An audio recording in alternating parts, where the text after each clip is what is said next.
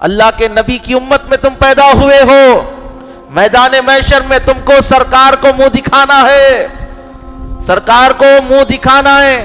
اور یاد رکھے، تم اگر ساری زندگی نمازیں پڑھ پڑھ کے بھی اپنی قبر میں چلے جاؤ، تمہیں تمہاری نمازیں نہیں بخشائے گی بلکہ اللہ کا فضل بخشائے گا، اللہ کا فضل بخشائے گا۔ تم اپنی ساری دولت قربان کر دو اللہ کے نام پر، تمہیں تمہاری سخاوت جنت نہیں دلا سکتی، اللہ کا فضل جنت دلائے گا۔ تم اپنی ساری زندگی روزے رکھتے رکھتے مر جاؤ، اپنی قبر میں چلے جاؤ، تمہیں تمہارا روزہ جنت میں نہیں لے جائے گا بلکہ اللہ کا فضل لے کر جائے گا۔ اور اللہ کا فضل کیا ہے؟ سرکار کی نظر کا نام ہی اللہ کا فضل ہے، حضور کی رحمت ہی اللہ کا فضل ہے۔ اللہ کے نبی علیہ السلام کے دست مبارک سے جس کو آب کوثر مل گیا وہ جنتی ہے۔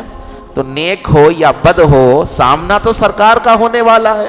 انا اعطیناک الکوثر، ہم نے آپ کو کوثر کا مالک بنایا ہے۔ جتنے جنت میں جانے والے ہیں آپ کے پاس آنا ہوگا، آپ چہرہ دیکھیں گے، وہ آپ کو دیکھیں گے۔ ارے ذرا سوچو، اتنی بڑی بارگاہ میں جا رہے ہو، اتنی مقدس ذات کے پاس جا رہے ہو۔ مسلمانوں تھوڑا سا توجہ فرمائیے، تھوڑا سا توجہ فرمائیے۔ وہ آقا کی بارگاہ میں جا رہے ہو جہاں پر فرشتے بھی جاتے ہیں تو سر جھکائے جاتے ہیں، باادب جاتے ہیں۔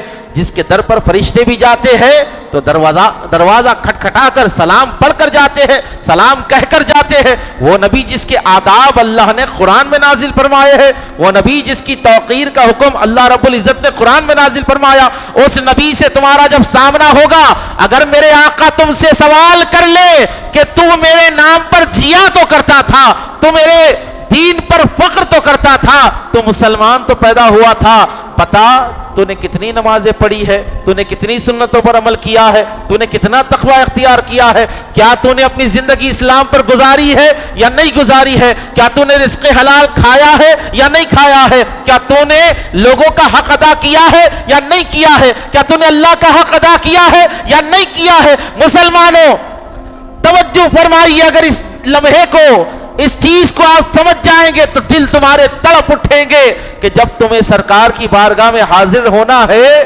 تو بتائیے وہ چہرہ لے کر جائیے کہ تم دور سے آ رہے ہو، مصطفیٰ مسکرا کر کہے یہ میرا غلام آ رہا ہے، یہ میرا عاشق آ رہا ہے، یہ میرا چہرے والا آ رہا ہے۔